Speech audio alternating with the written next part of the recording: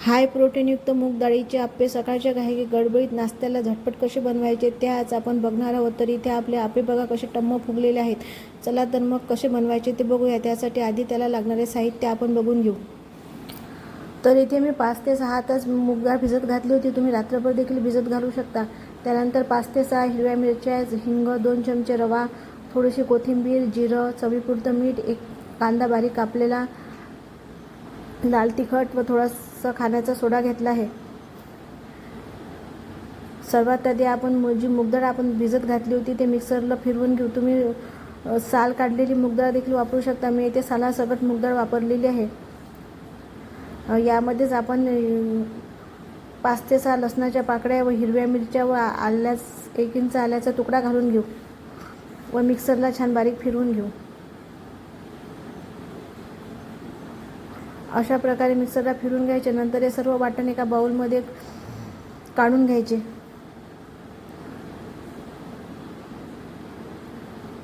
फार बारीक वाटायचे नाही, थोडे जाडसर असेच वाटायचे.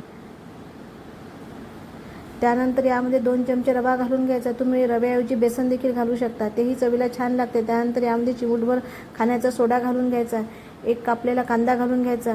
त्यानंतर 1 वाटी कोथिंबीर घालून घ्यायची. थोडेसे लाल तिखट घालायचे, थोडीशी हळद घालायची, जिरे घालायचे, चवीपुरते मीठ घालायचे. त्यानंतर यामध्ये पाणी घालायचे व थोडे सैलसर असे बॅटर बनवून घ्यायचे. तुम्ही तुमच्या आवडीप्रमाणे यामध्ये कुठल्याही भाज्या घालू शकता.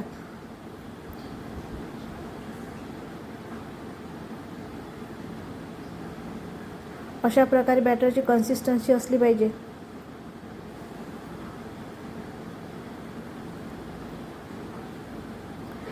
त्यानंतर इथे मी आप्पे पात्र जे वापरले आहे ते बिळाचे वापरले आहे. तुम्ही नॉनस्टिकचे आप्पे पात्र वापरले तर ते चिपकत नाही. बिळाच्या आप्पे पात्राला थोडेसे आप्पे चिपकतात. त्यानंतर याला तेलाने ग्रीस करून घ्यायचे.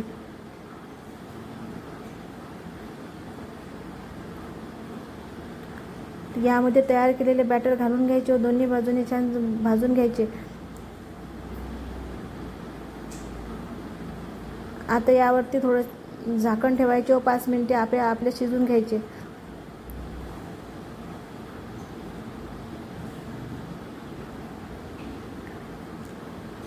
त्यानंतर दुसऱ्या बाजूने देखील अलगद फिरून घ्यायचे व दुसऱ्या बाजूने देखील भाजून घ्यायचे.